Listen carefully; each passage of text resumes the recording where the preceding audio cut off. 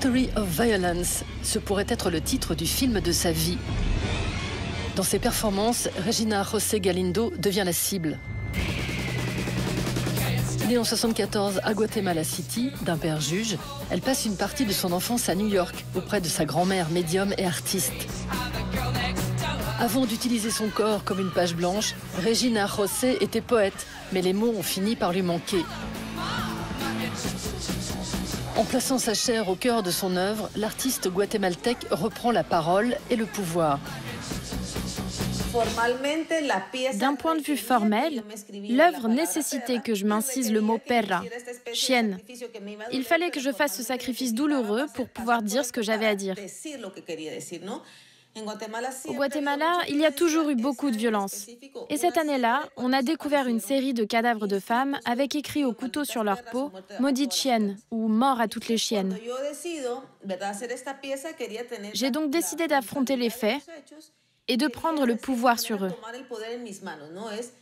Ils ne pourraient pas me faire ce que je m'étais déjà infligé à moi-même.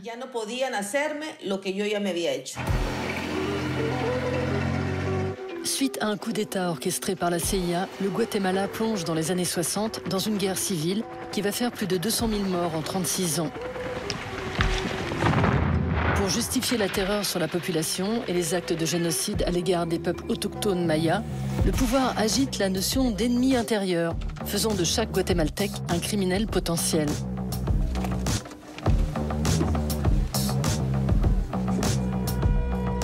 Avec sa performance « Qui peut effacer les traces », primée à la Biennale de Venise en 2003, Regina José rappelle l'implication des plus hautes autorités du pays, jouissant à l'époque d'une totale impunité dans ce conflit meurtrier.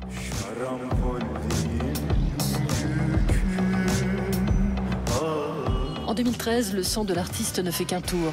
L'ancien président dictateur, Efraín Ríos Montt, jugé coupable de crimes contre l'humanité, est finalement libéré pour vice de procédure. Galindo réalise la performance Terre, une évocation des nombreuses fosses communes qui avaient été mises au jour pour la tenue du procès.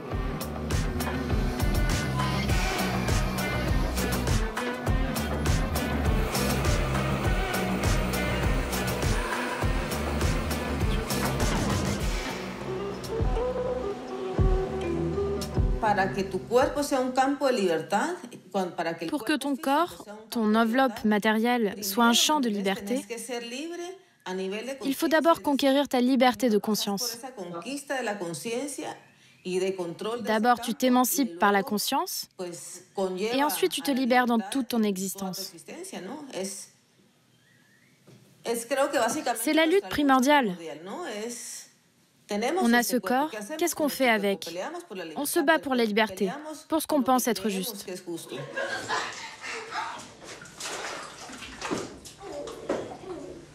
Pour commenter l'actualité dans toute sa cruauté, Regina José lance l'alerte avec son corps. En 2007, afin de dénoncer l'utilisation par les services secrets américains de la technique d'interrogatoire du waterboarding ou simulacre de noyade, la Guatémaltèque recrute un agent de sécurité. Comme exigé par l'artiste, il suit à la lettre les directives de la CIA pour ce type de torture.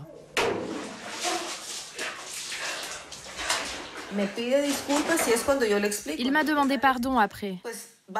Mais je lui ai expliqué qu'en réalité, on est deux personnes adultes. Je t'ai embauché, je t'ai donné les instructions. C'est ma décision de te faire entrer dans l'équation.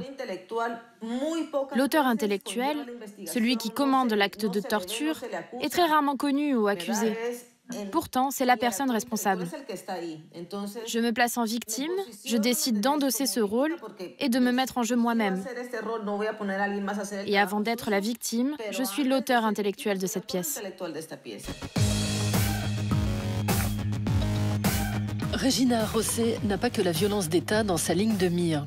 Dans Sang de cochon, c'est au public qu'elle laissé le choix de faire preuve ou non de cruauté. Et de lui rappeler que si une personne actionne le mécanisme, c'est toute l'Assemblée qui sera mouillée.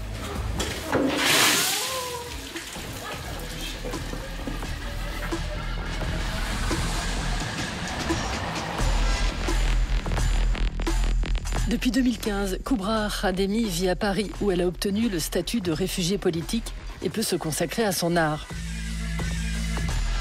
Mais l'artiste revient de loin, plus exactement d'Afghanistan.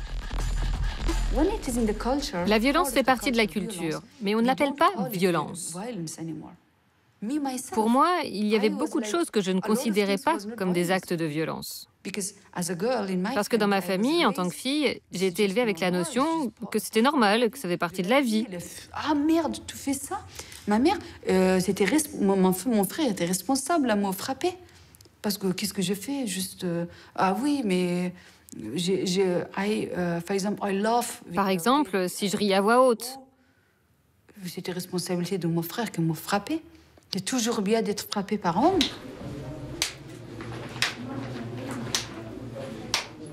Pour révéler le pouvoir patriarcal dans toute sa brutalité, Kubra lâche les chevaux et les pinceaux.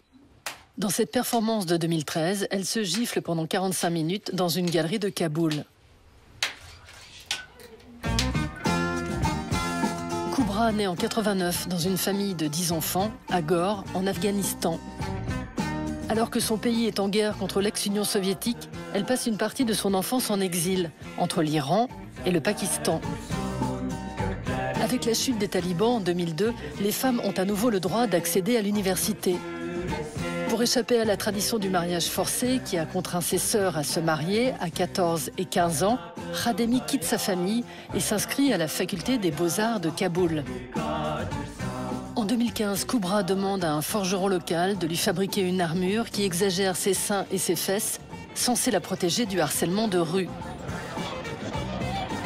Alors qu'elle traverse le marché central de Kaboul ainsi vêtue, elle doit interrompre sa performance au bout de 8 minutes sous une pluie d'insultes et de projectiles. Le soir, les réseaux sociaux se déchaînent. Menacée de mort, elle part se réfugier en France. Mon art se nourrit de cette identité, de ma culture, de mon histoire et de tout.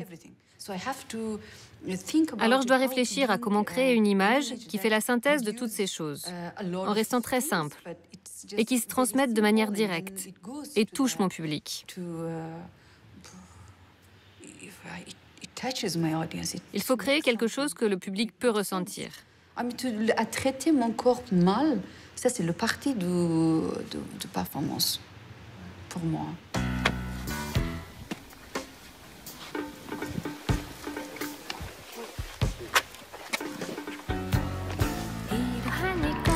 Depuis son arrivée en Europe, Kubra Khademi continue d'utiliser son corps pour débusquer le pouvoir patriarcal qui, tel le diable, se cache dans les détails, comme ici dans Le petit bonhomme des feux rouges.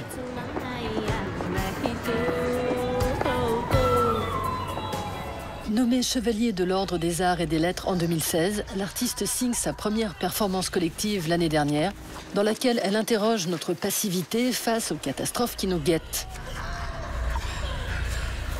Parallèlement, elle revient à son premier amour, la peinture. Je dessine des corps féminins nus, hyper sexualisés.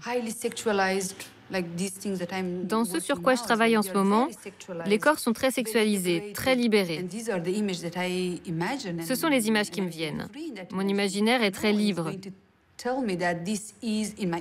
Personne n'a le droit de me dire que ce que j'imagine est un péché, que je suis coupable, comme on me l'a inculqué toute ma vie.